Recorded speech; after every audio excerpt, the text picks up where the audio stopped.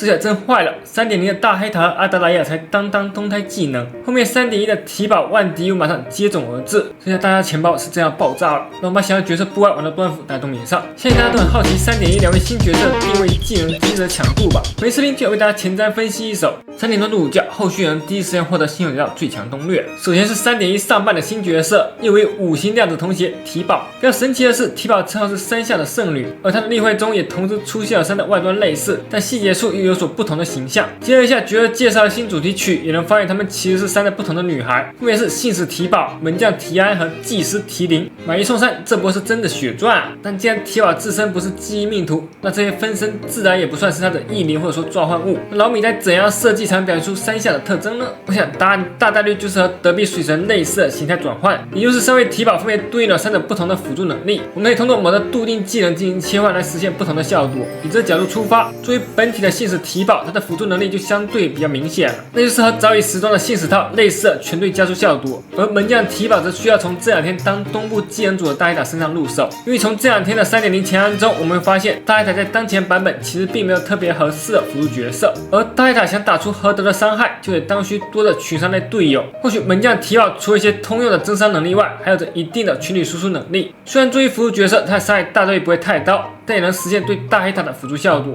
最后为祭司提宝，目前还没有比较明显的线索，但既然是祭司职位，也说不定会和生命回复以及提高生命上限有关。说不定咱们老任时了近2年，是真的要喝上汤了。相比上半提宝的定位还比较有迹可循，下半万迪的线索就非常少了。从命图来看，万迪毫无疑问是在暴力主系的定位。不过比较疑惑的是，之前温华罗斯遇到 PV 里出现的狮子，这次例会却没有出现在他的身旁。本来在他的例会东部前，不少玩家还猜测他的狮子会是他的异灵召唤物，但无论是例会还是新主题曲，都替我们否决了这猜想。但以老米的性格来说，相信狮子的画面绝对不会通血来风。他和万迪的关系可能接近于飞翔和飞蝗，属于技能组中的某类特效。此外，我就要提醒大家的是，万迪作为和影月一样的虚数毁灭，有很大概率不会是冬季力模板的角色。主要原因在于万迪的称号是不死的麦德摩斯，角色杜斯里还有一句意味深长的忍受万死。上一代说出这句话的还是同样顶着不死人设的阿任，这也让他有一定可能会是新的生命模板系。只能说星神陨落的含金量终于可以暂停提升了。总体而言，这次3.1